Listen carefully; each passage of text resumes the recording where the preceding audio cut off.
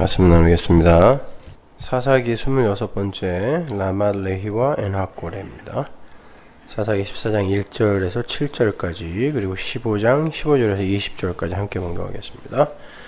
삼손이 딥나에 내려가서 거기서 블레셋 딸 중 한 여자를 보고 도로 올라와서 자기 부모에게 말하여 가로되 내가 딥나에서 블레셋 사람의 딸 중 한 여자를 보았사오니 이제 그를 취하여 내 아내를 삼게 하소서. 부모가 그에게 이르되 내 형제들의 딸 중에나 내 백성 중에 어찌 여자가 없어서 네가 할례 받지 아니한 블레셋 사람에게 가서 아내를 취하려 하느냐. 삼손이 아비에게 이르되 내가 그 여자를 좋아하오니 나를 위하여 그를 데려오소서 하니 이때 블레셋 사람이 이스라엘을 관할한 고로 삼손이 틈을 타서 블레셋 사람을 치려 함이었으나 그 부모는 이 일이 여호와께로서 나온 것인 줄은 알지 못하였더라. 삼손이 그 부모와 함께 딥나에 내려가서 딥나의 포도원에 이른즉 어린 사자가 그를 맞아 소리 지르는지라. 삼손이 여호와의 신에게 크게 감동되어 손에 아무것도 없어도 그 사자를 염소 새끼를 찢음같이 찢었으나 그는 그 행한 일을 부모에게도 구하지 아니하였고 그가 내려가서 그 여자와 말하며 그를 기뻐하였더라. 삼손이 나귀의 새 떡뼈를 보고 손을 내밀어 취하고 그것으로 1,000명을 죽이고 가로되 나귀의 턱뼈로 한 더미 두 더미를 쌓았으며 나귀의 턱뼈로 내가 1,000명을 죽였도다. 말을 마치고 턱뼈를 그 손에서 내어 던지고 그것을 라맛 레히라 이름하였더라. 삼손이 심히 목마름으로 여호와께 부르짖어 가로되 주께서 종의 손으로 이 큰 구원을 베푸셨사오나 내가 이제 목말라 죽어서 할례 받지 못한 자의 손에 빠지겠나이다. 하나님이 레히의 한 우묵한 곳을 터치시니 물이 거기서 솟아나오는지라. 삼손이 그것을 마시고 정신이 회복되어 소생하니 그러므로 그 샘 이름은 엔하골레라.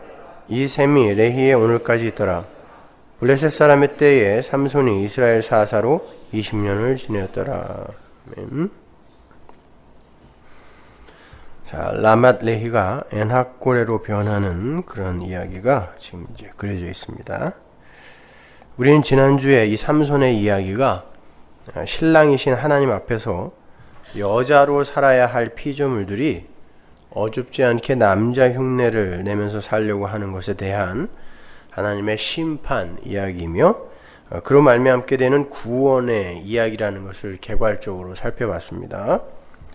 하나님은 자기 자신의 이름을 위해서 살고자 하는 피조물들의 추구와 그 시도를 당신의 철장으로 박살을 내셔서 결국 신랑에게 온전히 순종을 하는 여자로 만들어내심으로 당신과 하나로 연합을 시켜서 하나님의 아들로 완성을 해내신다는 그 천상의 시나리오가 이 삼손의 이야기뿐 아니라 성경 전체의 주제인 것입니다. 기억나세요? 지난주에 공부하신 거?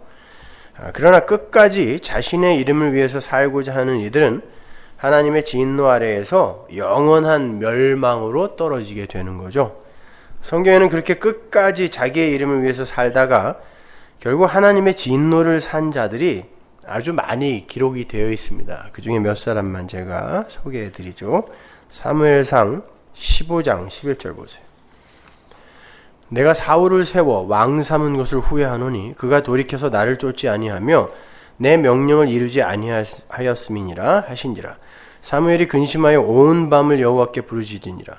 사무엘이 사울을 만나려고 하나님 아침에 일찍이 일어났더니 혹이 사무엘에게 고하여 가로되 사울이 갈멜에 이르러 자기를 위하여 기념비를 세우고 돌이켜 행하여 길갈로 내려갔다 하는지라. 자기를 위하여 뭘 세웠어요? 기념비를 세웠어요. 사무엘하 18장 17절 보세요. 무리가 압살롬을 옮겨다가 숲을 가운데 큰 구멍에 던지고 그 위에 심히 큰 돌무더기를 쌓으니라. 온 이스라엘 무리가 각기 장막으로 도망하니라. 압살롬이 살았을 때 자기를 위하여 한 비석을 가져 세웠으니 이는 저가 자기 이름을 전할 아들이 없으면 한탄함이라. 그러므로 자기 이름으로 그 비석을 이름하였으며 그 비석이 왕의 골짜기에 있고 이제까지 압살롬의 기념비라 일컫더라. 압살롬의 죽음의 이야기 바로 뒤에 압살롬이 뭘 했다라는 게 기록되어 있어요? 자기 이름이 적힌 비석을 세웠다라는 게 기록이 되어 있어요. 압살롬의 죽음의 원인을 설명하는 것입니다. 둘 다 처참하게 사망으로 들어가요. 그런데 그 둘의 공통점이 자기의 이름을 위해서 기념비를 쌓고 비석을 만든 거예요. 이게 이 세상 모든 아담 군상들의 공통된 인생살이의 목적이에요.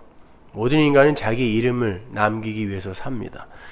그러한 자들이 모여 사는 곳, 그 자아숭배, 그 총화를 가리켜 바벨론이라고 한다 그랬죠. 지난주에 우리 공부했습니다. 그래서 요한계시록에서 뿐만이 아니라 베드로도 이 세상을 바벨론이라고 그래요. 베드로전서 5장 13절 보세요. 함께 택하심을 받은 바벨론에 있는 교회가 너희에게 문안하고 내 아들 마가도 그리하느니라. 이때 바벨론이 어디 있어요? 그런데 베드로가 바벨론이라고 그래요. 바벨론에 있는 교회. 이 베드로의 기록 연대는, 베드로서의 기록 연대는 AD 64년경입니다. 그때는 베드로의 사역이 막바지로 치닫고 있을 때이고, 베드로는 그때 그의 마지막 사역지인 로마에 있었어요. 베드로가 지금 바벨론이라고 칭한 그곳은 당시 세계 최고의 강국이었던 로마를 가리키는 거예요. 베드로는 그곳을 그 어떠한 부연 설명도 달지 않고 그냥 바벨론이라고 그래요. 바벨론. 그 바벨론은 요한계시록에 나오는 하나님의 철장에 의해서 진멸이 될 큰 성 바벨론을 말하는 거예요. 사도들이 이렇게 이구동성으로 세상을 바벨론이라고 부르고 있어요. 그들이 어디서 힌트를 얻은 걸까요? 창세기에서 힌트 얻은 거죠. 그래서 세상이 바벨론이구나 알고 그들이 세상을 바벨론이라고 이렇게 칭하는 거예요. 그게 이제 바벨탑 사건에서 이제 힌트가 된 건데, 그 바벨탑이 어디에 지어졌다 그랬죠? 시날 땅. 근데 그 시날 땅은 누구의 땅? 함의 손자 니므롯의 땅이었어요. 그 니므롯은 이름조차도 대적자고 하나님을 대적하는 특이한 사냥꾼, 영걸이라고 그랬죠. 영걸이라는 단어가 기보르, 노아의 홍수에 나오는 용사라는 단어와 똑같은 단어예요. 그 단어가 지금 영걸이라는 단어로 여기서 반복되고 있는데, 따라서 바벨론은 하나님에게 순종하지 못하고 하나님을 대적하여 이 세상에서 영걸이 되고 싶어하는, 다른 말로 이름을 내고 싶어하는 모든 아담 군상들의 죄성을 축약하고 있는 개념이에요. 그래서 미가는 메시아가 베들레헴으로부터 오셔서 부수시는 그 땅, 메시아가 베들레헴으로 오셔서 부수시는 그 땅을 니므롯의 땅이라고 그래요. 바벨탑이 세워진 땅이라고 이야기한단 말입니다. 그게 이 세상이잖아요. 하나님은 이 세상의 그 마귀성, 그걸 부수러 오신 거죠. 그걸 니므롯의 땅이라고 한다니까요. 미가서 5장 2절 보세요. 베들레헴 에브라다야, 너는 유다 족속 중에 작을지라도 이스라엘을 다스릴 자가 내게서 내게로 나올 것이라. 그는 그의 근본은 상고의 태초이니라. 6절, 그들이 칼로 아수르 땅을 황무케 하며 니므롯 땅의 어기를 황무케 하리라. 아수르 사람이 우리 땅에 들어와서 우리 지경을 밟을 때에는 그가 우리를 그에게서 건져내리라. 니므롯 땅은 바벨론이에요. 아수르는 그것도 니므롯 땅이었죠. 여기에 두 개가 다 나오는 거예요. 메시아가 오셔서 아수르와 바벨론, 니므롯 땅을 전부 전멸시켜버리고 당신의 백성들을 건져내신다는 거예요.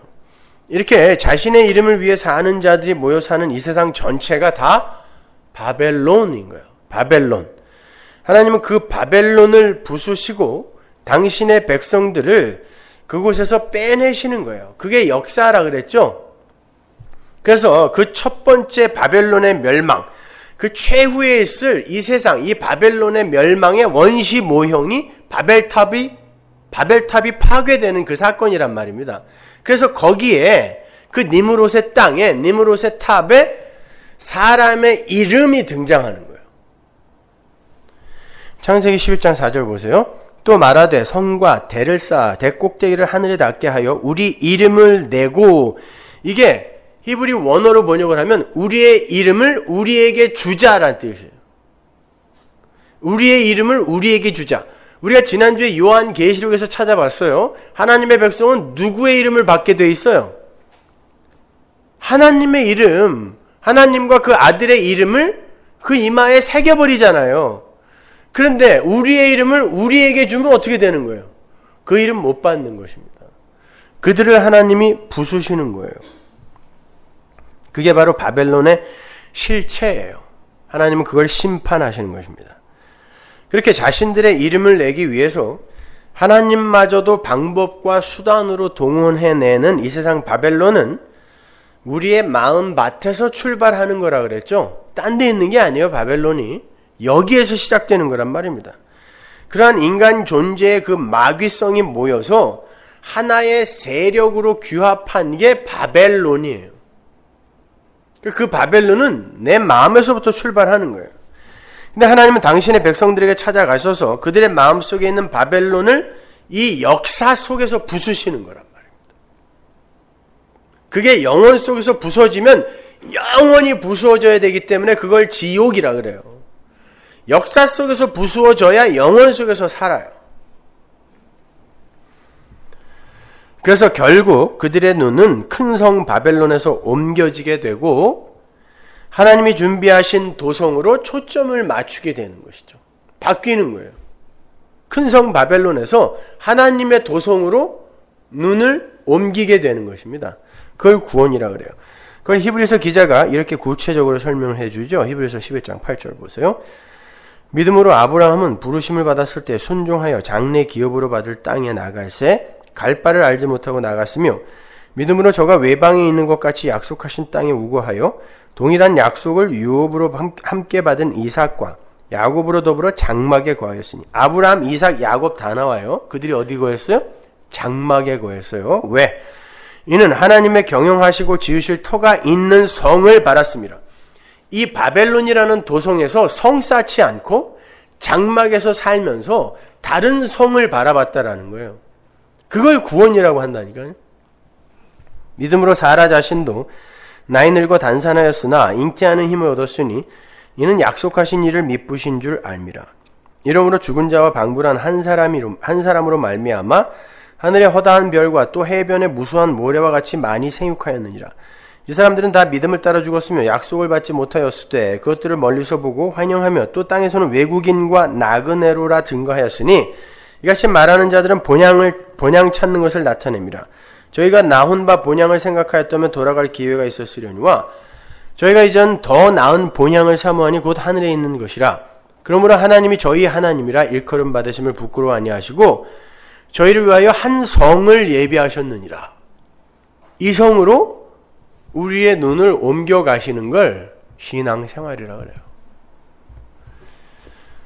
아브라함, 이삭, 야곱 그 대표적인 약속의 후손들이 텐트, 장막에서 살았다 그래요. 요즘도 툰드라 지역에 사는 사람들은 그 춤이라는 장막을 치고 살죠. 그 사람들이 그 장막 치는 거 보니까 썰매에서 장대 3개 꺼내서 착착착 세우더니 거기다가 술록에 가지고 그냥 촥 덮어요. 끝. 집이에요, 그것이. 그러니까 누구네 집이 더 좋고 누구네 집이 더 나쁘고 이런 걸 따질 이유가 없어요, 거기는. 베두인들도 마찬가지죠. 중동 지역에 사는 베두인들, 유목민들. 이 세상에서 여러분 지진을 제일 두려워하지 않는 사람들이 누군지 아세요? 그 툰드라 지역에 사는 그 사람들과 이 베두인들이에요. 땅이 아무리 흔들려도 잃을 게 없어. 집도 흔들리지도 않아요. 그거는요. 청룡열차 타는 거예요. 잠시. 그 사람들은. 우리는 가진 게 너무 많아서 이렇게 해일도 두려워하고 쓰나미도 두려워하고 지진도 두려워하고 이러는 거예요. 아브라함, 이삭, 야곱이 바로 그렇게 베두인처럼 노마드처럼 툰드라 지역에 사는 그 사람들처럼 그렇게 살았다라는 거예요. 근데 성도가 바로 이 땅에서 그렇게 외국인이요 나그네로 살라고 부르심을 받고 있단 말입니다. 근데 하나님과 관계없는 이 세상 사람들은 이 세상의 땅에다가 그리고 건축물에다가 자신의 이름을 새기고 싶어 하죠. 그래서 하나님이 이 세상 모든 인간들을 자기 성을 건축하는 건축자들이라고 부르시는 거죠. 그들은 예수의 이름을 이마에 새기러 오시는 하나님을 거부하게 되어 있어요. 왜냐하면 자기들의 건축물들과 자기들의 땅이 부정을 당해야 예수님의 이름이 새겨질 수 있거든요. 인간의 문패가 지워져야 하나님의 이름이 적힌 문패가 새겨질 수 있어요. 그런데 인간들이 그걸 싫어한단 말이에요. 그래서 건축자들은, 이 세상 건축자들은 예수라는 모퉁이돌을 자꾸 포도원 밖으로 던져버리는 거죠. 아들을 죽여서 던져버리잖아요, 포도원 농부들이.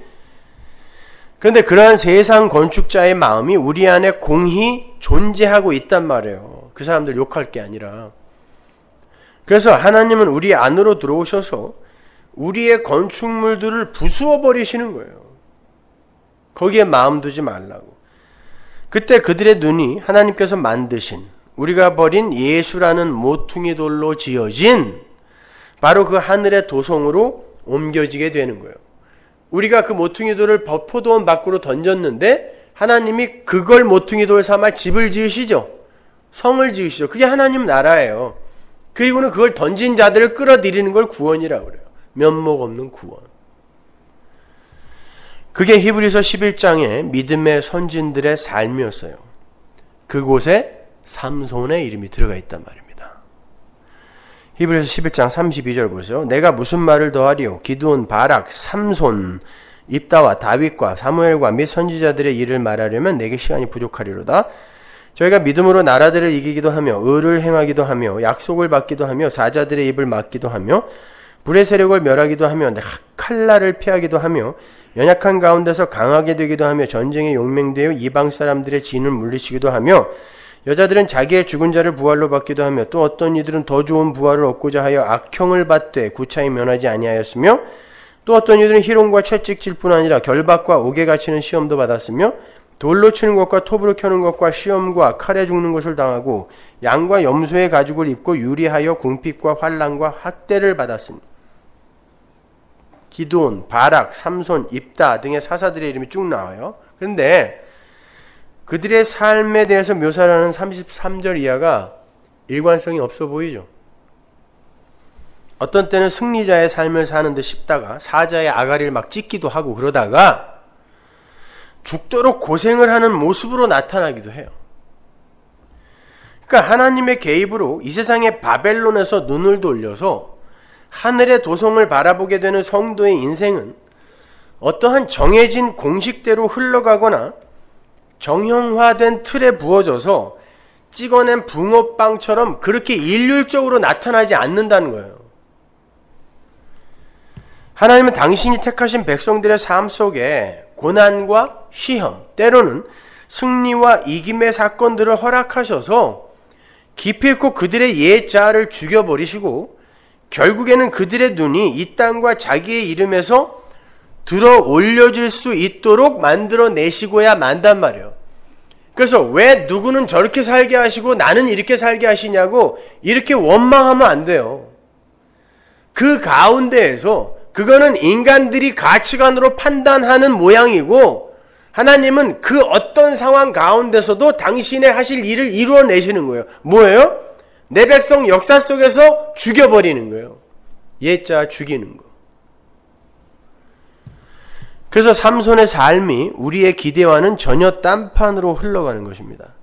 그런데 그러한 삼손의 삶을 통하여 하나님은 반드시 삼손을 죽여내시고야 마는 거예요. 그래서 삼손이 마지막에 죽는 겁니다.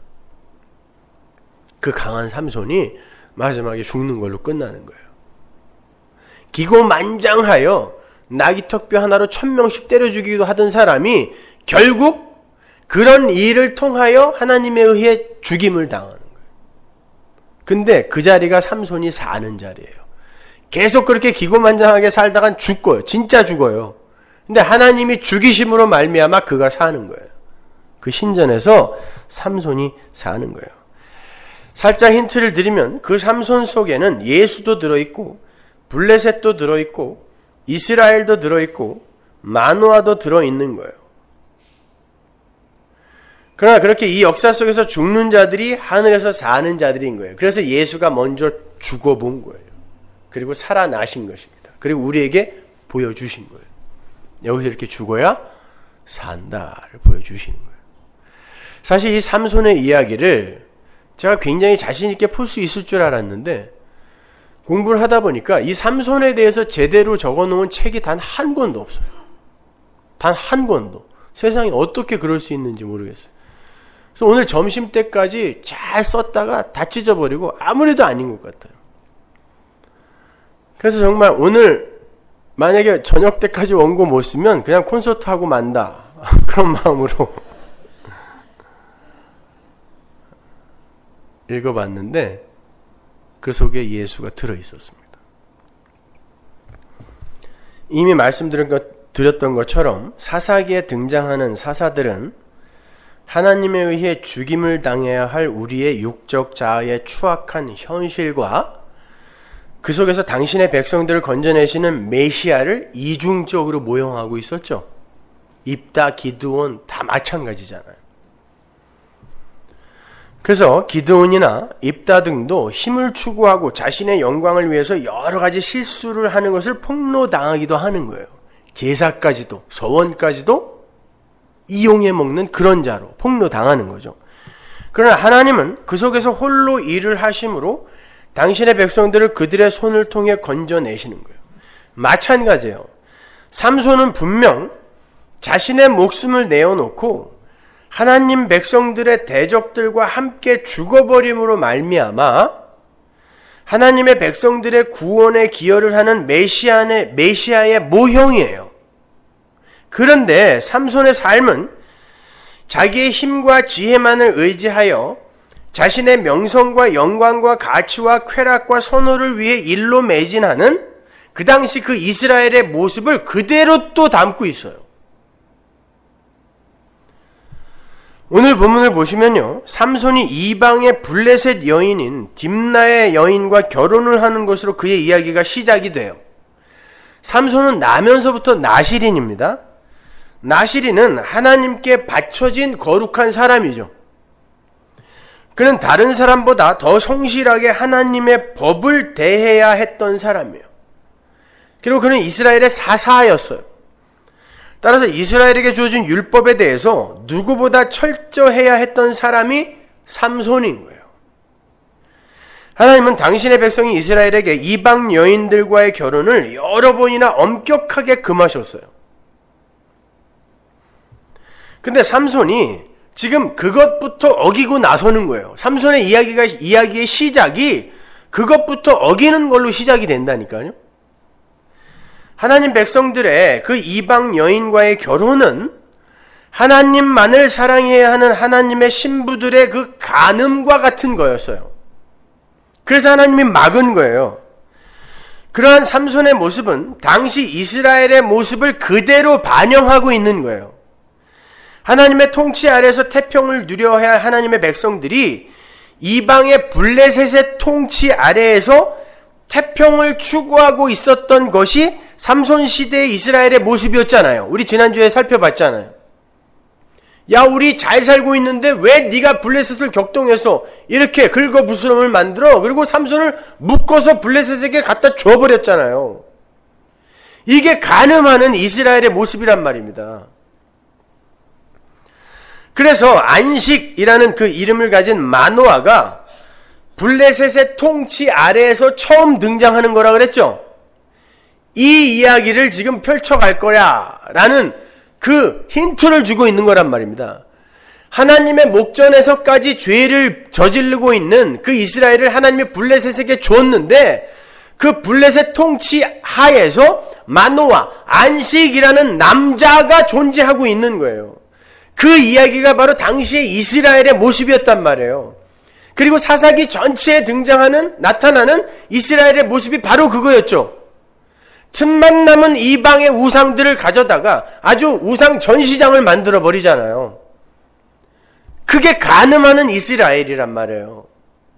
이방신의 딸과 결혼하는 그러한 저주받을 짓, 하나님이 누누이 경고하신 바로 그런 짓이었단 말입니다. 말라기가 그러한 이스라엘의 패역을 이렇게 기술해요. 말라기 2장 11절 보세요. 유다는 괴사를 행하였고 이스라엘과 예루살렘 중에서는 가증한 일을 행하였으며 유다는 여호와의 사랑하시는 그 성결을 욕되게 하여 이방 신의 딸과 결혼하였으니 이 일을 행하는 사람에게 속한 자는 깨는 자나 응답하는 자는 물론이요 만군의 여호와께 제사를 드리는 자도 여호와께서 야곱의 장막 가운데서 끊어버리시리라. 하나님 나라에 합당하지 않다는 거예요. 아주 끊어버리겠다는 것이죠. 이방신의 딸들과 결혼을 한 유다, 이스라엘이에요. 하나님의 저주예요. 이스라엘은 그렇게 끊어짐을 받아야 하는 자들이었어요. 그런데 그러한 이스라엘을 구해내라고 하나님에 의해 보내심을 받은 삼손이 이스라엘과 똑같이 블레셋 여자와 결혼을 하겠다고 나선 거예요. 지금 똑같은 모습으로 등장하는 거예요. 이게 바로 구원의 역설이라는 거예요. 메시아가 죄인과 연합이 되는 그런 형국인 거예요. 삼손은 이방 여자와의 결혼으로 나실인, 즉 구별된 자로서의 자격을 상실해야 마땅해요. 그런데 그러한 삼손의 모습이 하나님에 의해 연출이 되고 있는 거예요. 보세요. 사사기 13장 24절. 여인이 아들을 낳으며 이름을 삼손이라 하니라. 아이가 자라며 여호와께서 그에게 복을 주시더니 소라와 에스다올 사이 마하네단에서 여호와의 신이 비로소 그에게 감동하시니라. 지금 성령이 삼손에게 임했어요. 그게 지금 삼손의 삶의 시작이에요. 뿐만 아니라 블레셋 여자를 택해서 삼손이 결혼을 하려고 한 것도 하나님에게서 나온 작전이었어요. 본문 4절 보세요. 이때 블레셋 사람이 이스라엘을 관할한 고로 삼손이 틈을 타서 블레셋 사람을 치려 함이었으나 그 부모는 이 일이 여호와께로서 나온 것인 줄은 알지 못하였더라. 보세요. 성경이 그 일이 삼손이 딥나 여자와 결혼하려고 한 그 일이 여호와께로부터 나온 것이다 라고 분명하게 증거하고 있잖아요. 하나님이 그렇게 만들었다는 거예요. 이 구절에서 삼손이 틈을 타서 블레셋 사람을 치려 했다라고 나오는데 그건 잘못된 해석이에요. 히브리 원어를 보면 삼손이라는 단어 자체가 없어요. 그 구절에. 오히려 블레셋 사람을 치다의 그 주어는 여호와 하나님이에요. 오역이에요. 번역이 잘못된 거예요.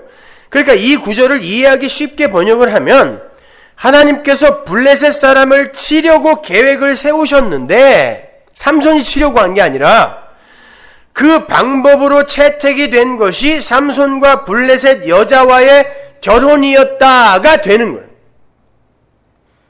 이제 이 이방과 간음하고 있는 이스라엘을 하나님이 구원하기 위해 삼손을 보냈는데 그 이방과 간음을 하고 있는, 우상과 간음을 하고 있는 그 이스라엘을 구원해내는 방법으로 하나님이 보낸 자가 이방 여자와 결혼을 하게 만들어 버리는 거예요.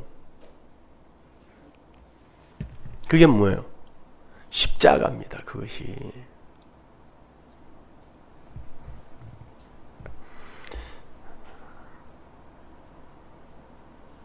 자, 잘 생각해 보세요. 사도 바울이 예수님의 십자가로 비롯되는 성도의 구원을 어떻게 표현하는지 한번 고린도 후서로 가서 한번 살펴볼게요. 5장 21절. 하나님이 죄를 알지도 못하신 자로 우리를 대신하여 죄를 삼으신 것은 우리로 하여금 저의 안에서 하나님의 의가 되게 하려 하심이니라. 하나님께서 당신의 아들을 이 땅에 보내셔서 우리의 죄가 되게 하셨대요. 그건 세례 요한의 세례 현장에서 확인이 된 거죠. 예수님께서 죄인들의 죄인됨을 인정하는 자리, 그 자리인 요한의 세례 현장에서 세례를 받으심으로 그래 나는 죄인이야 라고 죄인과 연합을 하신 거예요. 한 몸이 되셨다는 거예요. 세례의 의미는 연합이에요. 한 몸이 되신 거예요. 그게 바로 신랑이신 예수님과 여전히 죄인이었던 그 신부인 교회와의 그 한 몸 되기, 혼인 사건이거든요. 남자가 부모를 떠나서 여자와 한 몸이 된다라는 게 바로 그 연합의 현실을 이야기하는 거예요. 갈라디아서에도 똑같은 이야기가 나와요. 갈라디아서 3장 13절. 그리스도께서 우리를 위하여 저주를 받은 바 되사 율법의 저주에서 우리를 속량하셨으니 기록된 바 나무에 달린 자마다 저주 아래 있는 자라 하였습니다. 개역 성경은 저주를 받은 바 되사라고 번역을 했지만 헬라어 성경은 저주가 되사예요. 예수님이 우리의 저주가 되셔서라는 뜻이에요. 그러니까 주님은 우리의 죄가 되시고 우리가 받을 저주가 되신 거예요. 주님이. 그러나 죄가 없으신 분인데 우리의 죄가 되시고 우리의 저주가 되셔서 죽어버리신 거예요. 그러니까 우리가 죄를 지을 때마다 지금 우리가 죄를 지을 때마다 예수님이 어떻게 되는 거예요? 계속 죽고 계시는 거죠. 그러니까 우리가 예수 죽인 자가 맞아요? 틀려요? 우리는 예수 죽인 자고 지금도 죽이고 있는 거예요.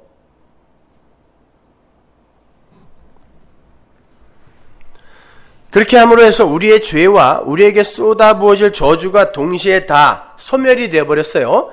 그걸 믿기만 하면 된다가 구원이에요. 그렇죠? 그걸 믿기만 하면 된다. 그 말은 하나님의 은혜 앞에서 완전히 항복한 자만이 구원에 이를 수 있다라는 거예요. 거기에 뭘 더 보태야 된다가 아니라 그걸 믿기만 하면 된다라는 건 다른 방법이 없다는 뜻이잖아요. 오늘 본문에서 삼손이 바로 그렇게 죄인들과 연합이 되셔서 십자가에서 죽으신 예수의 모형으로 등장하는 거예요. 메시아가 죽어야 할 이방 여자와 혼인을 함으로 해서 그 여자가 살아나게 되는 구원의 현실이 그 속에 담겨 있는 거예요. 그래서 삼손의 이야기가 이방 여자와의 사사, 메시아가 이방 여자와 혼인하는 걸로 시작이 되는 거예요. 여기서 이방 여자는 간음한 자로 죽어야 하는 이스라엘을 가리키는 거예요. 그 자들이 신랑이신 예수님에 의해서 조건 없는 사랑을 받아서 영원한 저주로부터 분리가 되는 거예요. 그게 구원이라는 것을 알려주시기 위해서 메시아의 모형인 삼손이 블레셋 여자와 결혼을 하는 것으로 삼손의 이야기가 시작돼요. 그런데 이 신랑과 메시아와 결혼한 여자, 이스라엘 블레셋의 그 여자 다 죽는 거예요. 삼손 때문에 여자 죽죠. 그리고 블레셋이 1000명이 도륙돼요. 1000명이라는 건 완전수예요. 완전히 죽었다라는 뜻이야. 다 죽었다는 뜻이 아니라 그렇게 산술적인 숫자의 개념으로 그걸 보면 안 되고 그 안에 들어있는 독자인 성도에게 주는 메시지를 보셔야 되는 거예요. 여자와 아내와 블레셋이 죽음으로 말미암아 이스라엘이, 하나님의 백성 이스라엘이 살아나는 거예요. 그러니까 메시아와 혼인하는 자는 죄인으로서의 그 존재가 역사 속에서 죽는 거예요. 그래서 다 죽는 거예요. 그러니까 그 블레셋 여자는 블레셋 전체, 도저히 구원받을 수 없는 블레셋 전체와 그 블레셋이 상징하고 있는, 하나님은 항상 그 대적을 통하여 이스라엘을 경고했으니까 그 블레셋에 담겨있는 이스라엘이 어떻게 하면 살아날 수 있는가를 지금 보여주고 있는 거란 말입니다. 용맹 있는 삼손을 본받자 이런 얘기 아니라니까요.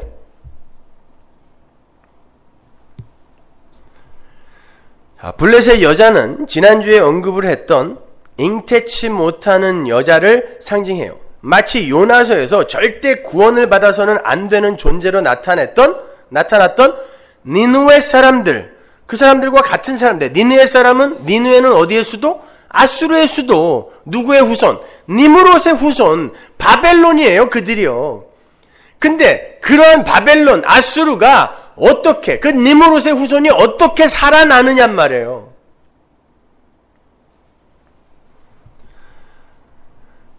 하나님은 그러한 자들에게 당신의 아들을 주심으로 반드시 하나님의 백성이라는 하늘의 아들들을 출산해 내시겠다라는 암시가 바로 그 삼손의 이야기 속에 들어가 있는 거예요.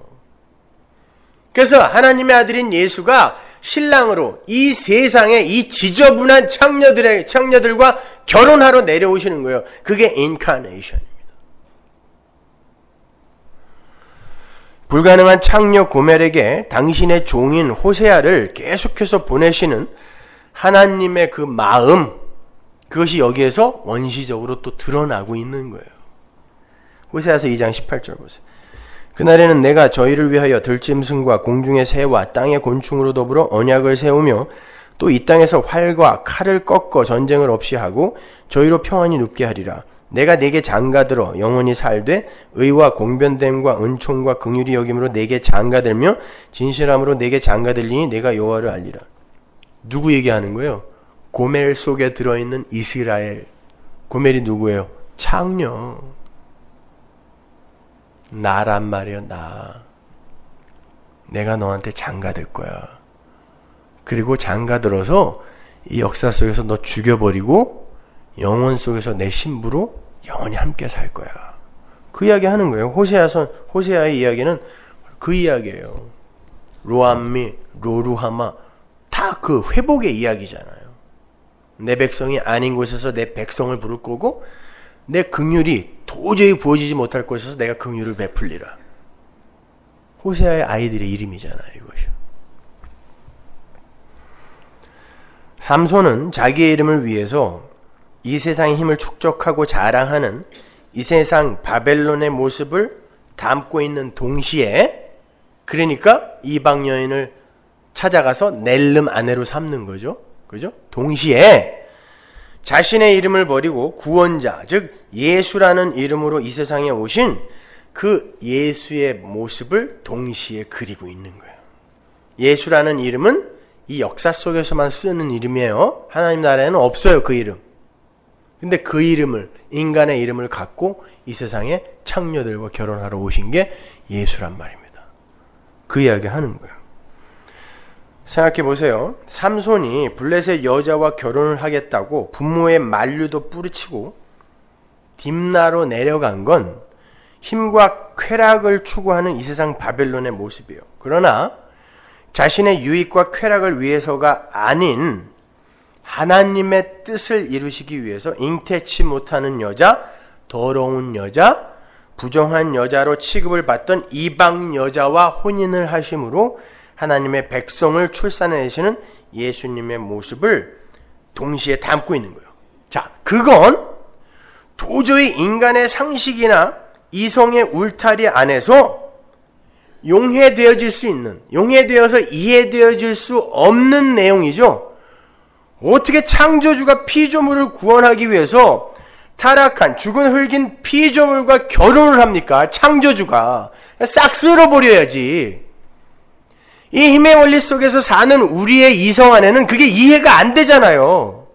그죠? 어떻게 그게 이해가 돼요? 그것도 자기 목숨을 빙패물로 내놔요. 목숨을 주고 피조물을 살리냐고요. 싹 죽여버리고 다시 만들지. 어떻게 강한 자가 약한 자를 위해서 자신의 목숨을 내놓고 죽어서 그 속에서 생명을 출산해냅니까? 그건 힘의 원리 하에서는 도저히 이해되어질 수 없는 비밀이에요. 그래서 그 삼손의 혼인 이야기 바로 밑에 아무도 풀 수 없는 수수께끼 이야기가 따라 붙는 거예요. 야, 이거 세상이 깜짝 놀래야 될 그런 내용인데 나만 놀랬나 봐요. 이 세상에서 가장 강한 짐승이라고 여겨졌던 어린 사자가 등장해요. 어린 사자라는 건 고양이만한 갓난 사자를 말하는 게 아니라 힘없는 늙은 사자에 대조되는 힘있는 젊은 사자란 뜻이에요. 가장 사나운 사자. 그 사자가 사사에게 맞아 죽어요. 그런데 그 속에서 달디단 꿀이 창조가 돼요. 그 꿀이 잉태치 못하던 마노아와 삼손의 어머니에게 먹여지죠. 그 꿀을 퍼먹은 삼손이 그 사실을 퀴즈로 만들어서 블레셋 사람들에게 내놓습니다. 그 수수께끼 내용이 이래요. 보면 14절 보세요. 삼손이 그들에게 이르되 먹는 자에게서 먹는 것이 나오고 강한 자에게서 단 것이 나왔느니라. 그들이 3일이 되도록 수수께끼를 풀지 못하였더라. 나쁜 놈이죠, 이건요. 이걸 어떻게 풀으라는 얘기예요? 이걸 누가 풀어요? 이 수수께끼는 그 현장을 경험한 사람만이 알 수 있는 거죠. 다른 사람은 때려 죽여도 몰라요. 어떻게 알아요, 이것을? 근데 그 내용이 뭐냐면 먹는 자에게서 먹는 게 나오고 강한 자에게서 단 것이 나온다는 거예요. 여기에서 먹는 자, 강한 자는, 그러니까 잡아먹는 자, 강한 자는 사자를 말하는 거고, 단 거, 먹는 것은 꿀을 말하는 거죠. 먹는 자, 강한 자는 히브리 사람들에게 있어서 승리자, 힘 있는 자를 가리킬 때 쓰는 말이었고요. 먹는 것, 단 것은 사람의 생명을 존재케 하고 유지케 하는 생명 에너지, 생명의 근원을 가리키던 거였어요. 히브리 사람들에게 있어서. 그런데 이 수수께끼가 지금 죽어야 할 하나님의 대적 블레셋에게 던져지고 있단 말이에요. 당시 블레셋은 이스라엘을 통치하고 있던 강한 자, 먹는 자였죠. 이스라엘을 먹어버린 자였잖아요. 그런데 그게 바로 이스라엘의 모습이었어요. 또 그 블레셋은 힘을 추구하여 하나님을 수시로 배반하고 우상에게로 달려갔던 이스라엘을 모형하고 있는 거라고 했습니다.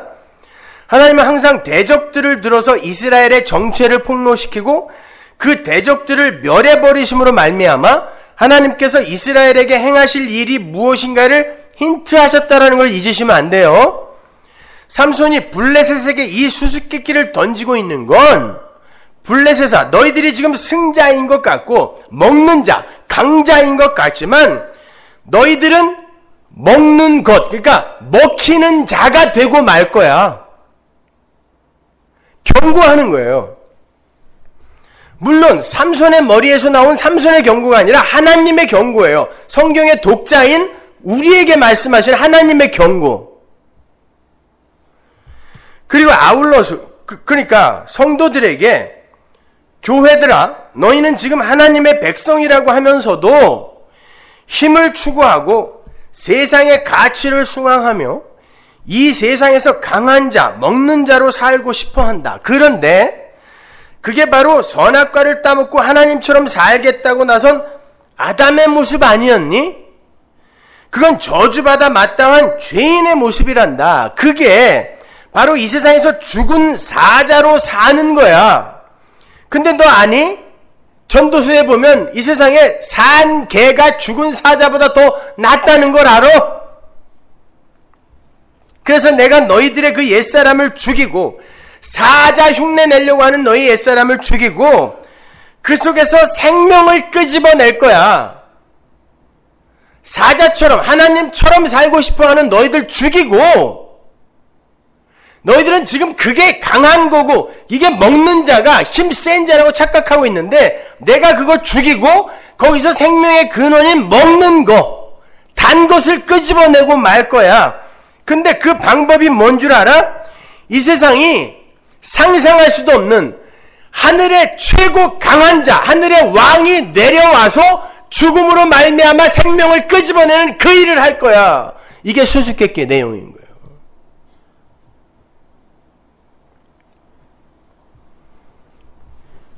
이게 바로 그 수수께끼의 진위예요. 그렇다고 삼손이 그 모든 내용을 다 알고 사자를 죽이고 꿀을 퍼먹고 수수께끼를 내고 한 게 아니에요.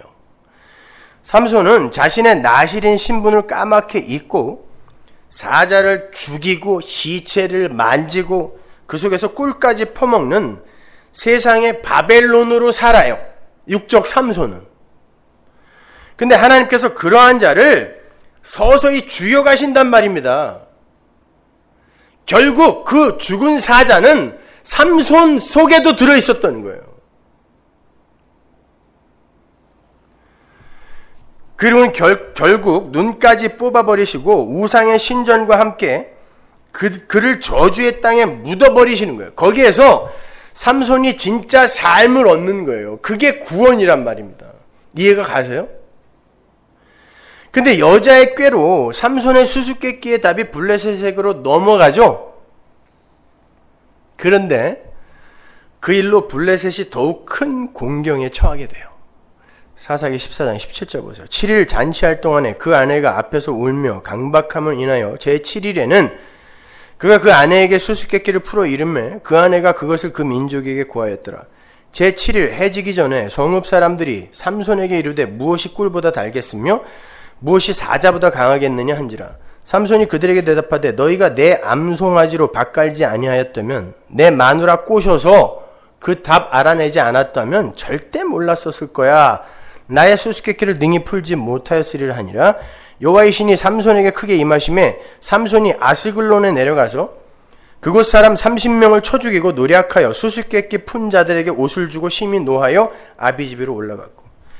여러분 잘 보세요. 계시라는 건요, 지금 그 수수께끼는 예수 그리스도의 십자가라는 계시를 담고 있는 거죠. 이제 알았잖아요. 우리는 수수께끼 그 답이 뭔지. 근데 그 계시는 어떤 지식으로, 정보로 그 진리를 알 수 있는 게 아니에요. 아무리 과학적으로 증명을 해줘도 계시는 이해를 할 수가 없는 거거든요. 그런 면에서 창조과학회가 여러 가지 열심히 일을 하고 있지만 과학으로 뭔가를 증명해서 사람들의 믿음에 도움을 주겠다고 하는 그 시도 자체가 악한 거예요. 믿음은 그렇게 해서 사람에게 주어지지 않아요. 믿음은 하나님의 선물로만 주어진다니까요. 근데 뭘 자꾸 과학으로 증명을 해서 맞지 그게 신비주의랑 똑같은 거예요. 보고 믿겠다라는 거. 믿음은, 하나님의 계시는, 묵시는 그런 과학적인 어떤 논리적인 증명으로도 절대 이해되어질 수 없는 거예요. 하나님이 하나님의 신 성령을 보내서 이해시켜 줘야 이해가 되는 거거든요. 요한복음 14장 26절 보세요. 보혜사 곧 아버지께서 내 이름으로 보내실 성령 그가 너희에게 모든 것을 가르치시고 내가 너희에게 말한 모든 것을 생각나게 하시리라. 누가? 성령이 오셔야. 그런데 오늘 우리가 공부하고 있는 본문에서 성령을 받은 자는 삼손 하나뿐이에요. 그래서 하나님의 신이 삼손에게만 계속 지금 임하고 있는 거예요. 나머지는 그 수수께끼를 못 풀어야 돼요. 근데 어설픈 지식으로 나는 알아 라고 나서는 이들이 생긴 거예요, 지금. 그러면 하나님이 칭찬해 줄 줄 알았는데 오히려 다 때려 죽여버려요. 그때부터. 나는 알아 라고 한 그 시점부터 다 때려 죽인단 말입니다. 이 일로 블레셋이 큰 공경에 처하게 되는 거예요. 나는 알아 라고 삼손에게 답을 이야기했더니 어설프게 이 팩트 몇 가지를 가지고 이게 그거지 라고 답을 이야기했더니 그때부터 30명 때려 죽여 거기다가 그 일로 말미암아 삼손이 노해서 집으로 돌아갔더니 마누라를 장인이 딴 사람에게 주는 바람에 삼손이 노해서 그 블레셋의 포도원, 그 올리브 농원, 뭐 곡식 다 태워버려요. 여우 300마리를 잡아서 그걸 묶어서, 그걸 어떻게 한꺼번에 잡아서 꼬리를 묶었는지는 모르겠지만 하여튼 잡았어요. 하나님의 신이 임해서. 그래놓고 다 태워버렸어요. 그랬더니 이놈들이 또 이스라엘을 삼손의 장인과 그 여자를 가서 또 태워 죽여버려요. 그리고는 이스라엘을 찾아가서 삼손 내놔라 그래요. 그랬더니 이스라엘이 또 삼손 잡아다 주죠. 근데 그 일로 말미암아 낙이 턱뼈로 다 죽는 거예요. 그러니까 발단이 뭐예요?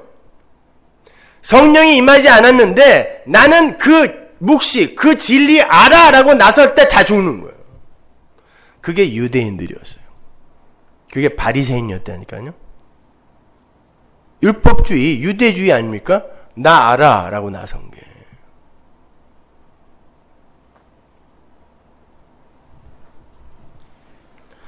계시록 2장 9절 보세요. 내가 네 환난과 궁핍을 아노니 실상은 네가 부유한 자니라.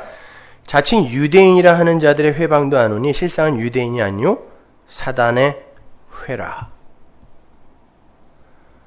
뭘 안다고 자기는 하나님을 섬긴다고 하는데 실제로 그들은 마귀 새끼들이야 이야기하는 거예요. 실제로 그들은 마귀 새끼들이야. 그들이 누굴 방해해요? 교회를 방해한다 그러잖아요. 하나님을 섬긴다고 하는 그 마귀 새끼들이 교회를 방해한다니까요. 자기들이 진짜 교회라고.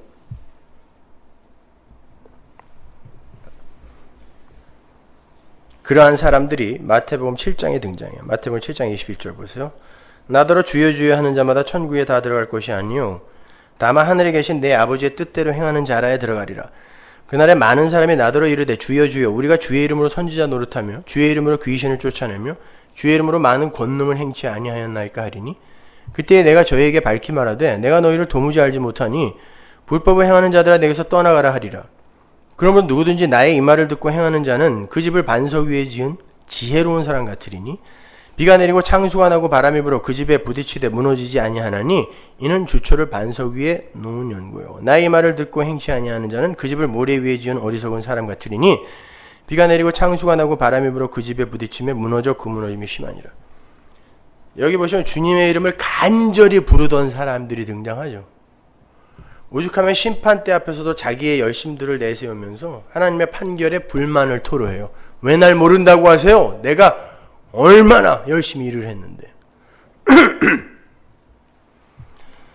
근데 하나님께서 그들을 지옥으로 쫓아버리세요. 난 니들 몰라. 그리고는 거기에 비유를 덧붙이시는데 모래 위에 지은 집, 반석 위에 지은 집이에요. 왜 그들을 지옥으로 쫓아버렸다 그래요? 내 말을 듣고 행하지 않은 자예요. 하나님의 말씀을 성령에 의해 올바로 이해하지 않고 나는 안다라고 들고 뛴 자들 있죠. 세상을 개혁하겠다. 깨끗한 교회를 만들겠다. 이런 애들 있잖아요. 촛불 들고 걸핏하면 나가는 애들.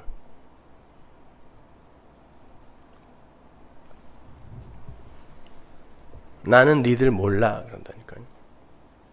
예수에 대해서는 한마디도 이야기하지 않으면서 잘 사세요. 깨끗하게 사세요. 거룩하게 사세요. 사회에 참여하세요. 그런 사람들 얼마나 많아요. 우린 그런 사람들 칭찬하잖아요. 아니에요. 하나님이 예수를 알지 못하고 그 묵시의 내용을 정확히 알지 못하고 들고 뛰는 건 쓰레기다 이야기하는 거예요. 지옥불에 태워버릴 쓰레기다라고 이야기하는 것입니다. 삼손의 수수께끼를 어설프게 풀어낸 블레셋이 그 일로 오히려 크게 도륙을 당한 것이 바로 이러한 비밀인 계시의 현실을 보여주는 거예요. 그래서 예수님께서 비유로 말씀하시면서 씨 뿌리는 자의 비유에서 뭐라 그래요? 제자들에게 이 비밀이 너희에게는 아는 것이 허락됐지만 쟤네들한테는 아니란다. 근데 아니라는 애들이 안다고 예수님 때려 죽였잖아요. 딴 사람 생각할 거 없어요. 여러분은 잘 아시냐고요. 그 은혜의 복음, 십자가 복음을. 아니면 그냥 취미생활로 하시는 거예요. 이렇게 비가 억수같이 오는데 여기 나와 계신 거 보면 취미생활은 아닌 것 같아요.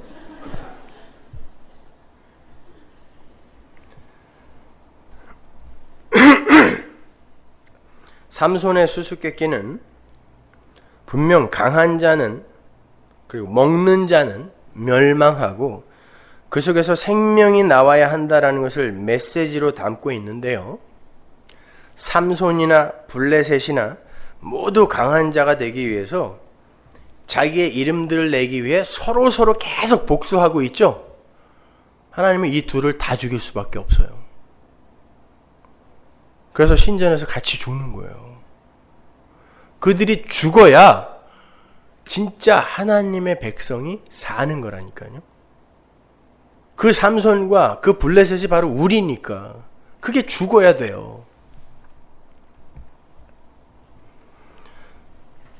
그래서 그러한 삼손과 블레셋의 전쟁 와중에 자신들의 안위를 챙기겠다고 삼손을 묶어서 블레셋에게 넘기는 이스라엘의 모습이 삽입이 되어 있는 거예요. 삼손, 블레셋, 이스라엘 다 똑같이 보여주는 거예요. 허투루 들어가 있는 내용이 단 한 가지도 없어요. 다 똑같이 그러니까 그 중에 아무나 하나 죽여도 이 셋이 다 죽는 거예요. 근데 하나님은 이스라엘을 구원해내잖아요. 그래서 삼손과 블레셋이 대표로 죽고 이스라엘이 사는 거예요. 하나님의 백성을 상징하는 이스라엘이. 그건 비단 그들의 문제일 뿐만 아니라 지금 현재의 우리의 모습이기도 해요. 우리도 우리의 유익과 행복 앞에서 수시로 예수님을 결박해서 대적에게 내주지 않습니까? 취미생활을 위해서 예수님 꽁꽁 묶어갖고 벽에다가 확 처박아 놓고 못 나오게. 노는 동안은 나오지 마세요. 불편하니까. 자식의 출세를 위해서, 사업을 위해서 온갖 불법, 비리 다 행하고 예수님 꽁꽁 묶어서. 그거 사단에게 내주는 거 아니에요. 예수님 꽁꽁 묶어서. 야, 내가 요일 할 때만큼은 갖고 있어 이거. 우리 모습이에요. 그래서 죽이는 거예요. 예전에 우리 모습이 아니라 지금 우리의 모습이잖아요. 이것이. 그들은 하나님의 철장에 맞아서 죽은 사자가 되지 아니하면 절대로 단 것을 낼 수 없는 잉태치 못하는 자들이에요. 단지 삼손은 성경의 독자인 교회를 위해서 메시아의 역할을 하고 있을 뿐이고 블레셋은 마귀의 역할을 하고 있을 뿐이에요. 삼손이 뭐가 잘나서 지금 메시아의 역할을 하고 있는 것이 아닙니다. 삼손도 블레셋과 다를 바가 없는 자지만 하나님의 은혜를 입어서 믿음을 선물로 받아서 이 역사 속에서 육적 자아의 죽음을 경험하고 하늘의 존재로 다시 살게 되는 것일 뿐이에요. 그도 하나님의 은혜가 아니면 죽을 수밖에 없는 죽은 흙에 불과한 거예요. 그래서 오늘 본문을 보시면 삼손이 하나님의 대적 역할을 하고 있는 블레셋을 새 나귀 턱뼈로 1000명이나 때려 죽이고 자신도 죽을 위기에 처하는 그림이 나오는 거예요. 네가 뭐가 잘나서 이런 대적들을 다 물리치고 승리를 한 게 아니라 대적을 물리친다라는 건 우리의 육적자가 다 죽고 이제 새 사람으로 완성되는 그 시점을 이야기하는 거예요. 그건 니들이 뭐가 잘나서 된 게 아니라 너는 죽어야 할 자인데 내가 살린 거야. 그게 엔하골이거든요. 사사기 15장 16절 보세요. 가로되 나귀의 턱뼈로 한 더미 두 더미를 쌓았으며 나귀의 턱뼈로 내가 1000명을 죽였도다. 말을 마치고 턱뼈를 그 손에서 내던지고 그것을 라맛 레히라 이름하였더라. 삼손이 심히 목마름으로 여호와께 부르짖어 가로되 주께서 종의 손으로 이 큰 구원을 베푸셨사오나 내가 이제 목말라 죽어서 할례 받지 못한 자의 손에 빠지겠나이다. 삼손이 나귀 턱뼈로 블레셋 사람 1000명을 죽였어요. 완전수입니다. 블레셋이 삼손에 의해 완전히 도륙이 된다라는 걸 상징적으로 보여주는 거예요. 그건 메시아가 할 일이었죠. 그래서 1000이에요. 그런데 삼손이 마치 자기의 힘으로 그 일을 한 사람처럼 자기가 블레셋과 결전을 치른 곳을 라맛 레히라고 이름을 줘요. 그 말은 턱뼈의 동산이라는 거예요. 내가 턱뼈로 다 죽여서 사람 시체로 동산 만들었다는 거예요. 누가? 내가. 자기의 이름을 자랑스럽게 여기는 바벨론의 모습이에요. 이것이. 그러나 그의 그 전과는 전부 하나님의 신의 권능에 의한 거였어요. 사사기 15장 14절 보세요. 삼손이 레히의 이름에 블레셋 사람이 그에게로 마주 나가며 소리 지르는 동시에 여호와의 신의 권능이 삼손에게 임하매 그 팔 위에 줄이 불탄 삼과 같아서 그 결박되었던 손에서 떨어진지라. 잘 생각하셔야 돼요. 여호와의 신이 임하지 않았으면 삼손은 그렇게 묶여서 끝까지 가는 거예요. 풀 수 있는 힘이 있었는데 일부러 아닌 척하고 묶인 게 아니란 말입니다. 그래서 성경이 여호와의 신이 임하시자 끊어졌다 그러는 거예요. 그러니까 여러분 영화나 만화 같은 데서 삼손을 너무 이 헤라클레스처럼 우락부락한 근육을 가진 사람으로 이렇게 그려놓잖아요. 그거 틀린 거예요. 삼손은 하나님의 신이 임했을 때만 강자가 되는 이사야서 53장의 예수의 모습으로 있어야 돼요. 그러니까 삐리삐리한 영이 같은 이런 체격을 갖고 있어야 되는 거예요. 키도 작고 다리도 짧고 머리만 크고 이런. 거기에 하나님의 신이 임하자 블레셋 1000명이 죽는 거예요. 하나님의 신의 덕분이죠.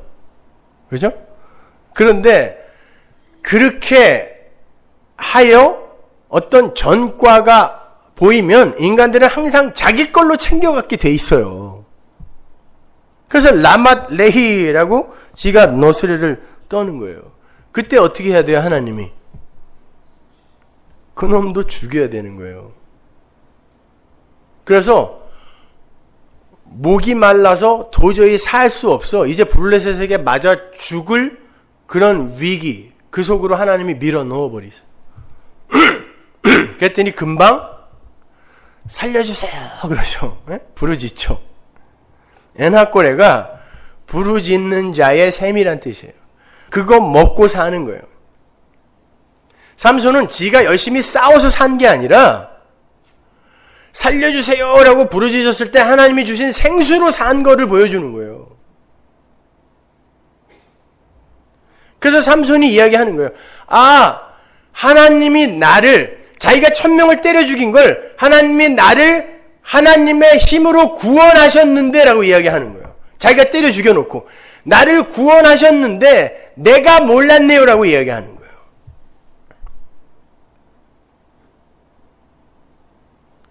이게 우리가 이 인생의 마지막 날 외쳐야 되는 소리예요. 엔하꼬레. 하나님 살려주세요. 그 생수 마셔야 사는 거예요. 우리가 뭘 해서 사는 게 아니라. 난 하나님의 은혜가 아니면 죽은 자에 불과합니다 라는 그 고백 속에서 생명수가 뿜어져 나오는 거예요. 그게 삼손의 이야기입니다. 그러니까 성도의 인생은 라맛 레히가 부수어지고 그 자리에 엔하꼬레가 열리는 철저한 자기 부인의 현장인 거예요. 그래서 바로 그 레히에 엔하꼬레가 있더라라고 이 삼손의 이야기에 명확하게 기록이 되어 있는 거예요. 라맛 레히에 엔하꼬레가 열렸더라. 하나님이 그거 부순 거예요.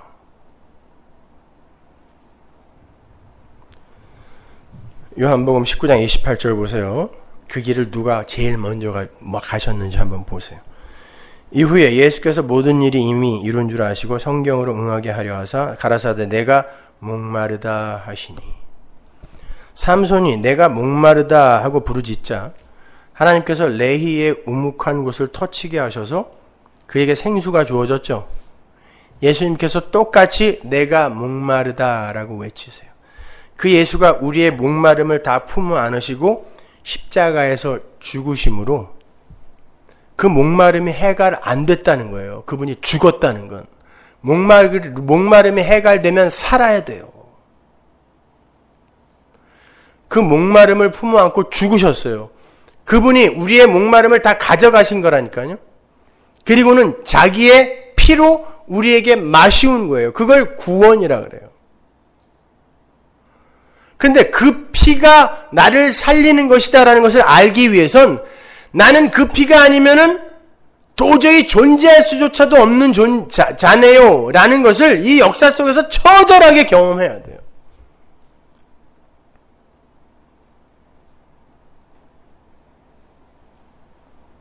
요한복음 6장 53절 보세요. 예수께서 이르시되 내가 진실로 진실로 너에게 이르노니 인자의 살을 먹지 아니하고 인자의 피를 마시지 아니하면 너희 속에 생명이 없느니라. 내 살을 먹고 내 피를 마시는 자는 영생을 가졌고 마지막 날에 내가 그를 다시 살리리니 내 살은 참된 양식이요 내 피는 참된 음료로다. 내 살을 먹고 내 피를 마시는 자는 내 안에 거하고 나도 그 안에 거하나니 살아계신 아버지께서 나를 보내심에 내가 아버지로 인하여 사는 것 같이 나를 먹는 그 사람도 나로 인하여 살리라. 사마리아 여인에게도 그러죠. 요한복음 4장에서 나를 마셔. 내가 목마르지 않는 생수 줄게. 그러잖아요. 요한복음 7장 37절 보세요. 명절 끝날 곧 큰 날에 예수께서 서서 외쳐 가라사대 누구든지 목마르거든 내게로 와서 마셔라. 나를 믿는 자는 성경의 이름같이 그 배에서 생수의 강이 흘러나리라 하시니 이는 그를 믿는 자의 받을 성령을 가리켜 말씀하신 것이라. 성령 없이 엉뚱하게 들고 뛰는 자, 블레셋 어떻게 됐어요? 다 죽었어요. 마찬가지예요. 성령 없이 아무리 많은 혁혁한 전공 세우고 업적 쌓아도 여러분 나중에 아이고 목말라 하고 죽게 돼요. 성령이 함께 하심으로 그분이 여러분의 삶 속에서 이루시는 일을 내놓으셔야 돼요.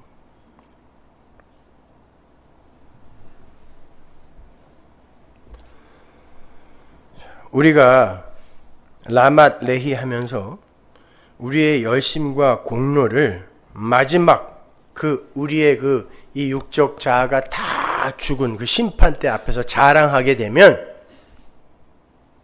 아까 마태복음 7장에 그런 사람 꼴 되는 거예요. 주여 주여 내가 이것도 하고 저것도 하고 귀신도 쫓아내고 권능도 행하고 목사 노릇도 했는데 왜 날 모른다고 하세요? 이게 뭐야? 라맛 레히예요 이것이. 내가 나귀 턱뼈로 1000명 죽였어요. 내가 나의 육적자의 죽음에 내가 기여를 했어요. 이거잖아요. 블레셋이 죽는 게 내 육적자가 죽는 거니까. 그때 하나님이 죽여버린다니까요. 그거는.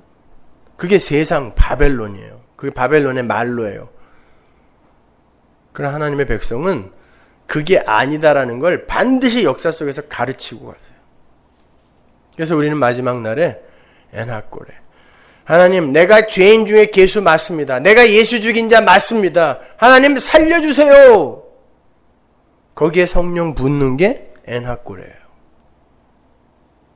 그걸 구원이라고 그래요. 그걸 은혜라고 합니다. 여러분 하나님의 영광 가로채시면 안 돼요. 따라서 우리의 신앙생활은 하나님의 은혜 앞에서 순복하고 항복하는 자로 지어져가는 지향성을 품고 있어야 돼요. 그럼에도 이 세상에서 용사가 되고 싶고 이름을 날리고 싶어서 하나님의 이름을 부르고 있다면 그는 뭔가 번지수를 잘못 찾은 거예요. 하나님은 우리의 용사됨의 추구와 이름을 남기려는 욕망을 부수시는 분이지 그것들을 공고하게 해주시는 분이 아닙니다. 하나님은 반드시 우리에게서 엔하골의 고백을 드러내시고야 마세요. 여러분이 삼손과 방불하게 이 세상에서 가장 힘이 센 사람이 되고 혹은 가장 부유한 사람이 되고 혹은 그 누구도 흉내낼 수 없는 업적과 공로를 쌓는다 할지라도 하나님께서 생수를 부으시지 않으시면 죽을 수밖에 없는 존재임을 알라라는 것이 삼손의 이야기의 핵심이에요. 그래서 여러분에게 재산 줄 수 있고 그래서 여러분에게 명예 줄 수 있어요. 그래서 여러분에게 사업을 망하게 할 수도 있고 그래서 여러분의 명예를 땅 끝까지 실추시켜 버릴 수도 있어요. 그러나 하나님의 백성은 그 속에서 알더라는 것입니다. 그거 내 거 아니다라는 거. 따라서 여러분은 힘센 삼손을 부러워하지 마시고 우리 어렸을 적에 가끔 꿈 한 번씩 꾸잖아요. 내가 삼손만큼 힘만 셌으면 저거 그냥 그 삼손 부러워하면 안 돼요. 그 삼손 부러워하지 마시고 성령으로 해가를 해서 하나님 나라의 그 믿음의 선진의 자리에 우뚝 올라있는 그 삼손을 부러워하셔야 돼요. 근데 그 삼손은 역사 속에서 죽었다니까요. 개망신 당하고 죽었단 말입니다. 힘센 삼손은 죽었다니까요. 그는 죽어야 돼요. 근데 역사 속에서 안 죽으면 영원 속에서 죽어요. 그 힘센 삼손, 영걸, 영사, 기브르는 영원 속에서 영원히 죽는단 말입니다. 그러니까 힘센 삼손 부러워하면 안 돼요. 기드온, 바락, 입다 그들과 함께 믿음의 선지인들의 자리에 그 한귀퉁에 들어가 있는 그 삼손 부러워하셔야 돼요. 그렇다면 삼손처럼 이 세상에서 힘 좀 없다고 낭망할 필요 없잖아요. 하나님이 그 힘 좀 미리 뺏어갔다고 원망할 필요 없지 않습니까? 어차피 그거 다 부정하고 가는 게 우리의 인생인데요. 그러니까 그냥 하나님이 이끄시는 대로 계속 털리면서 사시면 돼요. 기도하겠습니다. 하나님의 은혜를 감사합니다. 하나님, 우리는 이 역사 속에서 죽어야 할 삼손, 힘센 삼손을 부러워합니다. 하나님은 그 삼손을 죽여 하나님 나라의 삼손으로 만들어 내시고자 하는데 우리는 그 진리를 알지 못하고, 아니 이 세대 교회는 그 진리를 알지 못하고 힘센 삼손이 되고자 하나님의 이름을 부르고 있습니다. 그리고는 그 마지막 자리에서 라맛 레히를 외치기 위해 준비를 하고 있는 그런 어처구니 없는 그런 모양을 보이고 있지는 않습니까? 하나님, 나는 하나님의 은혜가 아니면 도저히 살 수 없는 자라는 그 엔하꼬레의 부르짖음이 이 시대의 교회의 입에서 터져나오게 하여 주옵소서. 예수님 이름으로 기도합니다.